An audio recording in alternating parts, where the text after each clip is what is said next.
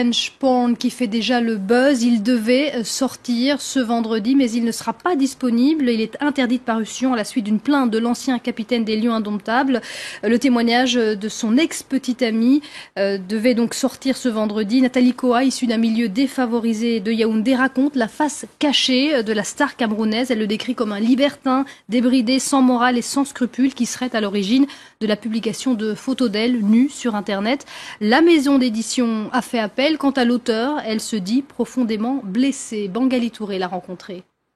Je reste abasourdie face à cette décision. Je reste même un peu meurtrie finalement d'être à tous les coups réduite au silence. Mais pourquoi, lorsque moi j'ai décidé de rétablir la vérité en racontant ma vie finalement et en impliquant les acteurs, c'est-à-dire ceux qui ont fait partie de ma vie à ce moment-là, afin d'expliquer mon combat, afin d'expliquer mes motivations, pourquoi il faut à ce moment-là parler de vie privée. Mais est-ce que vous regrettez cette liaison?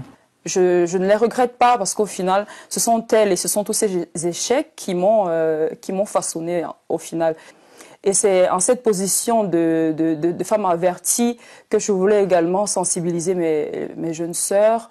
Je voulais sensibiliser mes jeunes sœurs qui sont un peu dans ce rêve finalement de la vie des strass et des paillettes, qui n'imposent pas de limites à leur conscience ou à leur corps finalement. Chez nous en Afrique, malheureusement, je ne pense pas qu'on sensibilise au maximum les femmes. Je ne dis pas que je suis un exemple, que je suis l'exemple à suivre. Je dis justement que ce que j'ai fait dans le passé, malheureusement, je ne suis pas la seule qui le fait. Il y a pas mal de personnes, pas mal de filles qui le font aujourd'hui et d'autres qui tendent à le faire. Il est peut-être temps qu'on leur dise la vérité. Il est peut-être temps qu'on leur dise qu'écoutez, c'est pas aussi rose que vous le pensez. Moi, je l'ai vécu comme une prison dorée.